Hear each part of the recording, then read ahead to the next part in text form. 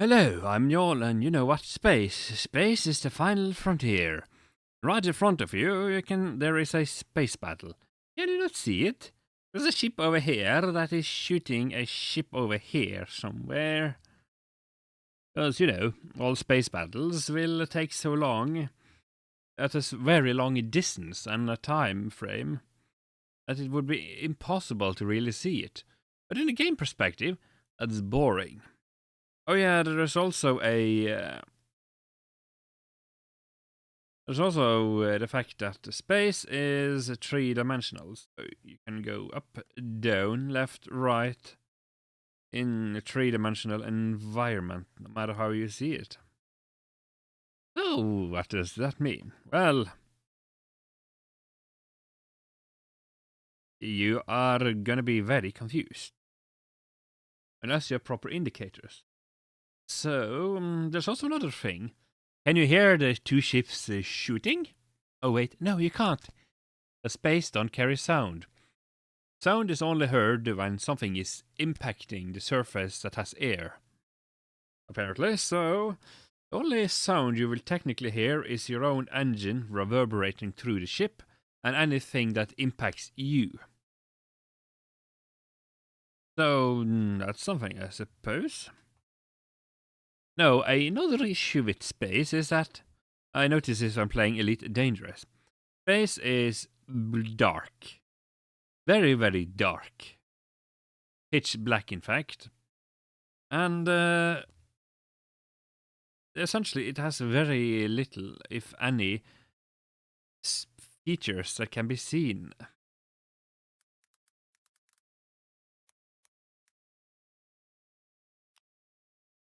And there's nothing wrong with it, but it gets a bit boring when that's all you can see.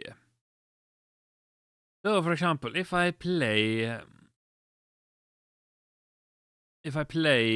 Elite Dangerous, the only thing you will really be seeing is the Milky Way. Yes, you will be seeing as a brown poop stain across the screen.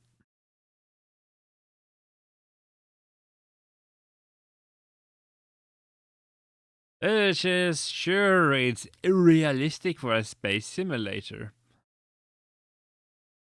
But it's also visually, it's boring. Because there is virtually nothing else to care about. That's why they also introduce landing on moons and such. So, anyways, back to the thing that space has no up and no down.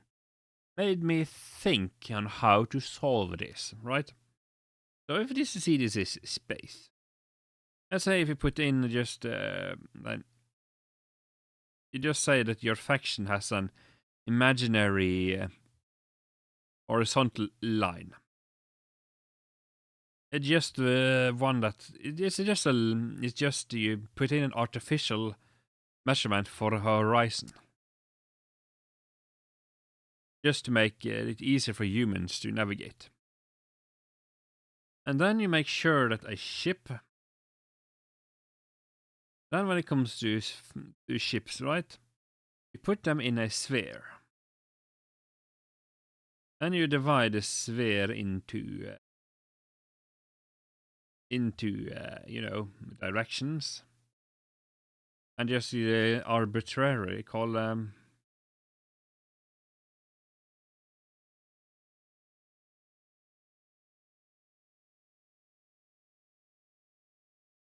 up down, for example, something. Then you just use.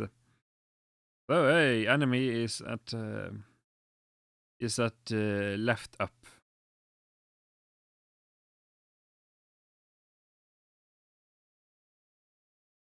This makes it roughly around here. Of course, in game design, that doesn't really mean much, though. But it's just makes make it a bit more simple. It's more or less what radars usually do. However, this is me just quantifying it a lot more. Just defining it how I imagine it when mulling over this, because I like these sort of games, but it can be a bit irritating.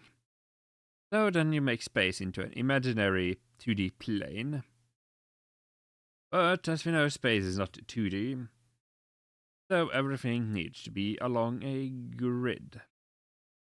So you have to divide everything into quadrants.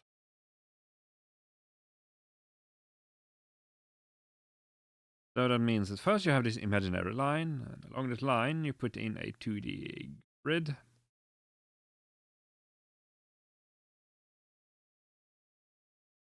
Then you give the grid coordinates. But since space is not two-dimensional, the grid needs to be in 3 dimensions.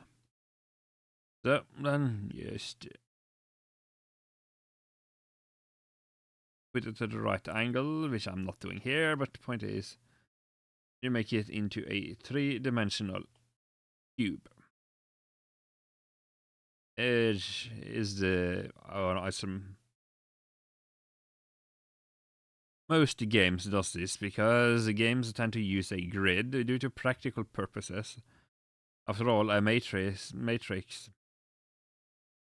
is a good way to do it.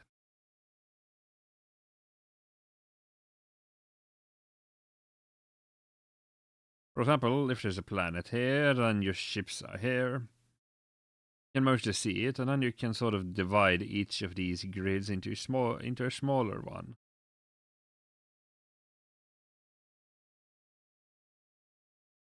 And then you can just zoom and manipulate it as needed. And then you just figure out where things are on a grid. Then you put a target on said object. And then it will show up in this. And then you can just align it up correctly. And if it's done in the center of the sphere, then you are in direct line with it.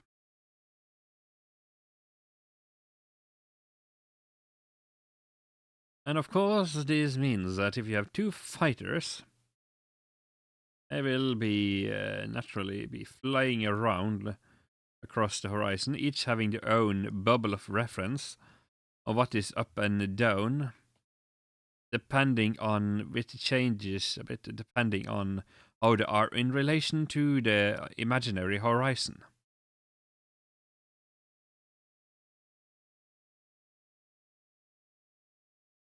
That makes things infinitely more readable. And yes, even if space in Elite, for example, Elite Dangerous is a brown smear across the cockpits, line across the horizon, I do alleviate this a little bit by flying next to planets and asteroid belts and the rings of Saturn and such.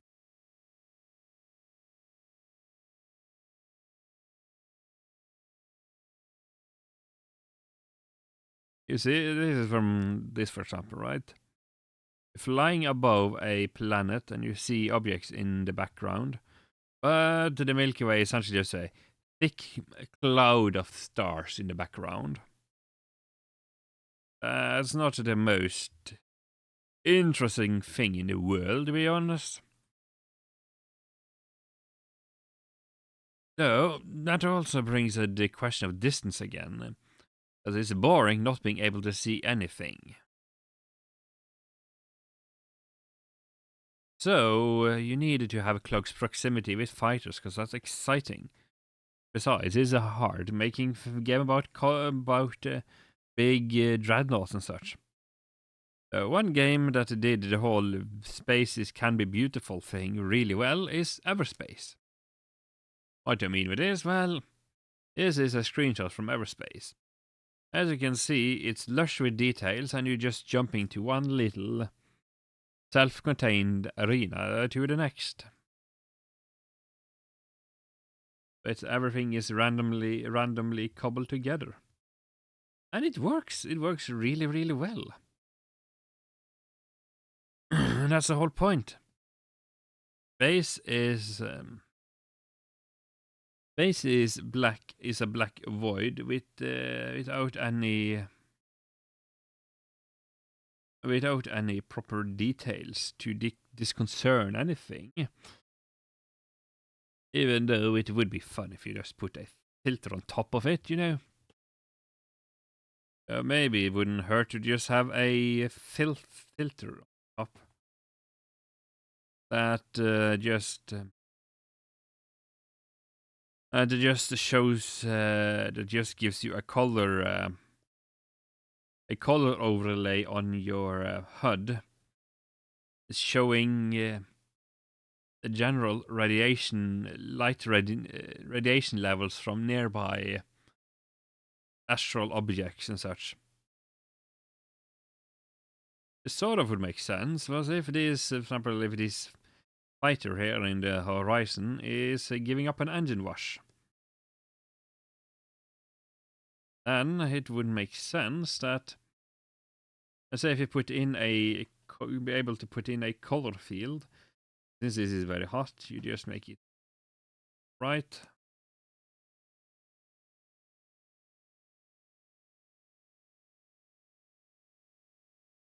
Right, so one way to make it a bit more interesting visually, you can just turn up an HUD that it shows the heat signatures of stuff as colorful blobs on the screen.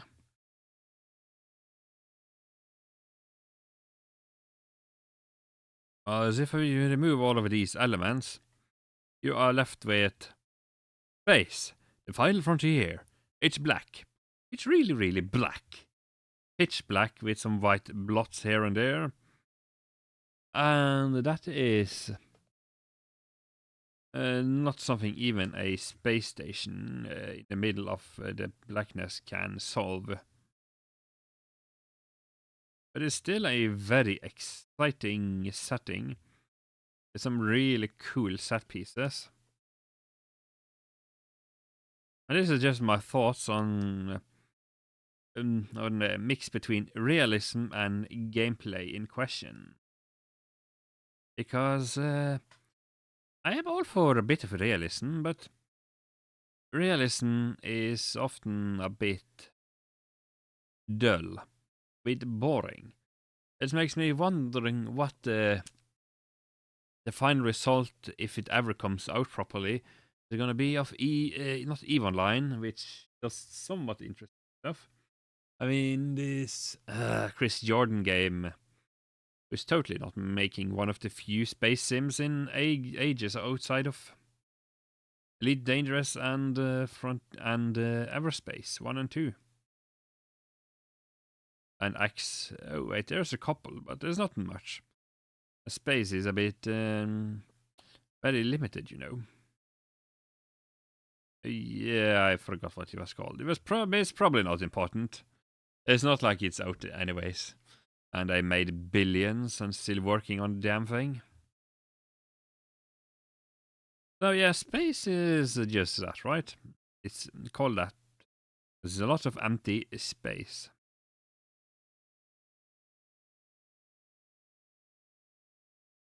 Now, another little interesting design thing when it comes to space and combat.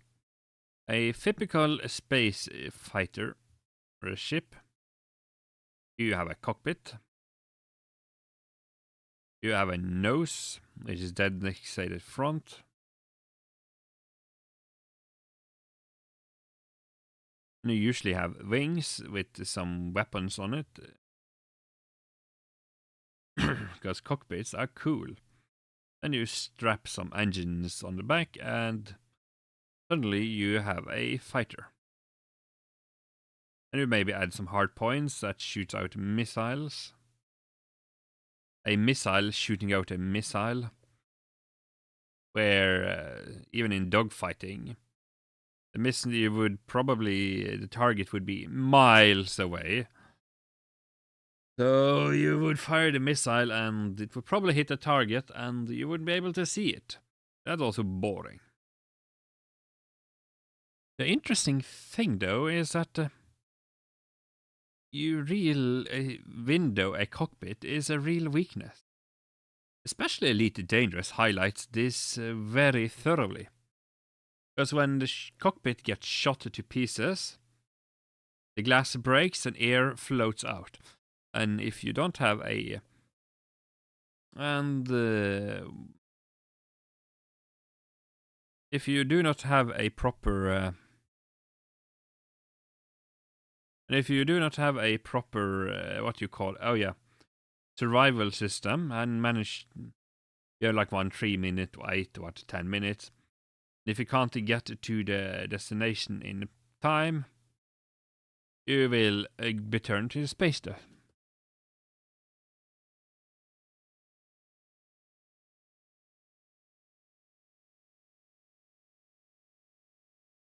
So yeah.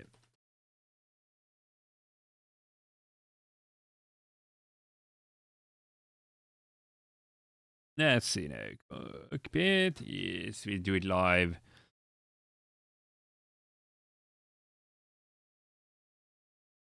So the thing is, for example, in Elite Dangerous, a lot of the information about distance is conveyed on the cockpit.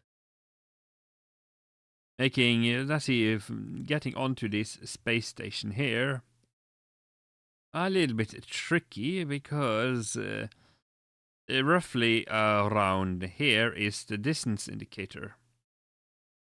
All of these auto holographic displays is just for the ship itself. The window is also a information HUD. So yeah, it's cool, it's visually impressive and really terrifying when it happens, and then it just gets annoying. But it's also very unrealistic in a space simulation. Oh yeah, speaking of the Milky Way being a brown streak. Oh yeah, isn't space beautiful? Yeah, it's more fun to look up than to look forwards when you're up there, I suppose.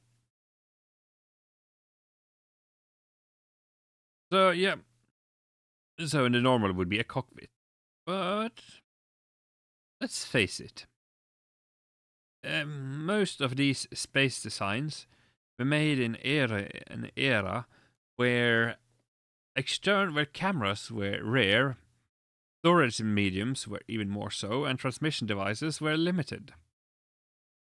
And everything ran on film. So everybody still follows those classic sci-fi tropes. But if we take a typical day, we take a more interesting perspective at this, right? So I see in the middle here you have the cockpit.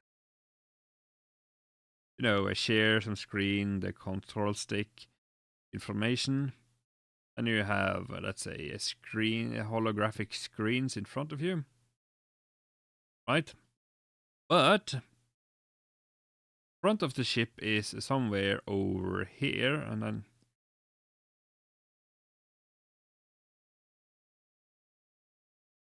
yeah, let's do this a bit better. Yeah. So if you then just take the ship and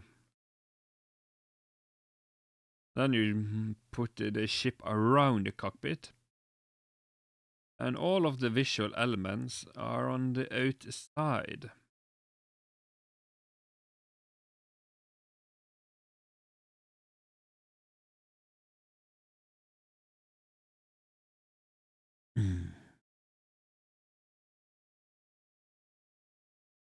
All right.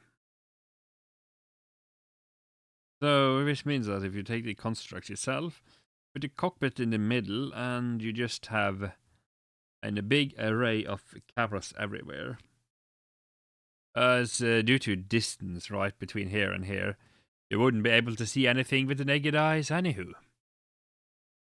That also could make it a bit exciting in that a main part of avoiding ships is not due to the fact that you can't, since heat is a thing in space. They're hard to hide heat. So that could make it exciting if you have the idea of lock-on features.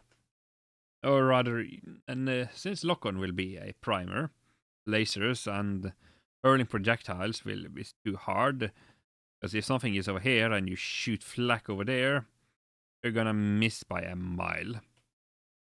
But what if a big part of informational warfare is to temporarily disable external cameras? So that you're literally flying blind. You're not flying blind, but you lose the visual feedback and you only have to rely on the sensor feedbacks, depending on what is shot up and what is disabled or not. Just thought that this idea would be a lot more, not realistic. But let's face it, until we see something in action, it's not going to be realistic. It's either going to be theoretical or, because it's fun. Babylon 5 also highlights a fun fact with combat in space. Is that trust goes in... is how trust works, right? You push forward, and then the ship will keep... or the craft will keep going forward. And it will do so until you reverse the thrust. So while the ship is in thrust, you can turn it around in the middle of the thrust, and it will just still go in this direction until you add reverse thrust.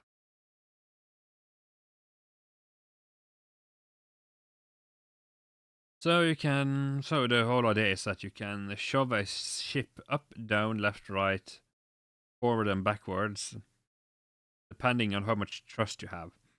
Which may or may not be incredibly irritating. Such as in the game, fan game, based on the Descent, the conflict-free space engine called Babylon 5, I Found Her. I was hidden and dangerous. I found her or something? Yeah.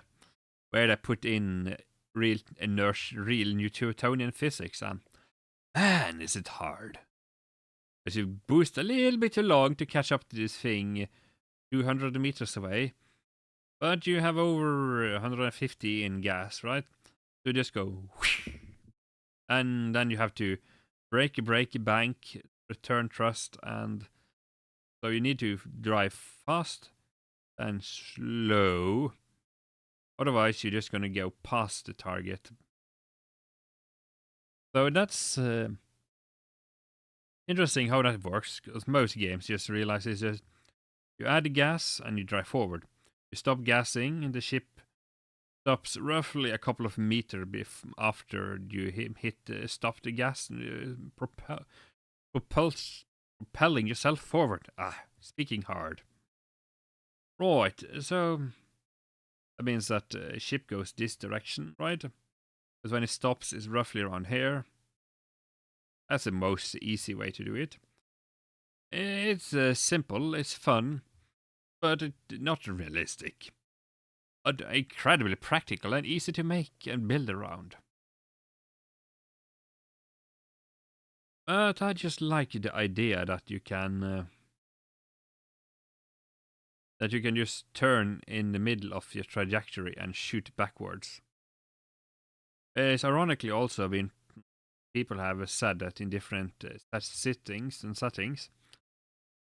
that using the engine itself of a spaceship is quite deadly.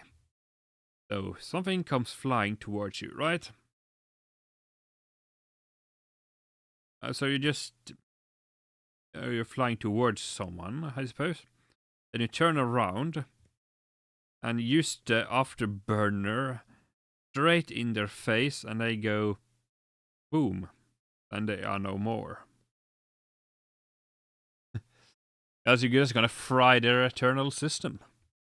You're gonna fry the shield, maybe not the shield, but you're going to fry everything inside the shield. So technically every spaceship is a mobile plasma-fueled or hydrogen-fueled flamethrower. It's just a disturbing thought. Well, unless, you are using an